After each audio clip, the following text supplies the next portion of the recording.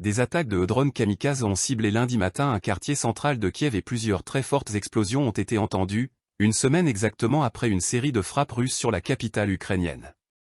Une série d'explosions ont été entendues successivement vers 6h35, entre 6h45 et 6h58, 3h35, entre 3h45 et 3h58 GMT. Les sirènes d'alerte aérienne avaient retenti peu avant la première explosion. La capitale a été attaquée par des drones kamikazes, a indiqué sur Telegram peu de temps après les explosions le chef du cabinet de la présidence ukrainienne, Andriy Yermak. Après les premières frappes, un journaliste de l'AFP a vu l'un de ses appareils s'abattre sur un immeuble, alors que 2 policiers à genoux tentaient de l'abattre avec leurs armes de service.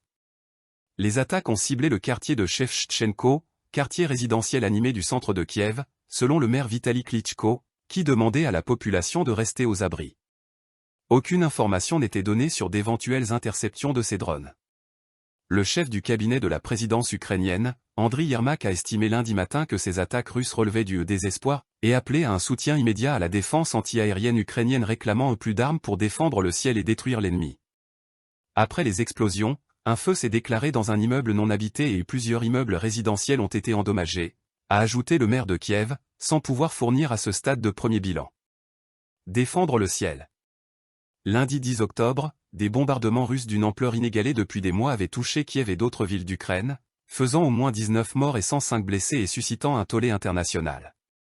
Ils avaient été lancés en représailles d'une énorme explosion qui a partiellement détruit le pont de Crimée, ouvrage symbolique et stratégique reliant le territoire russe à la péninsule de Crimée, annexé en 2014 par Moscou.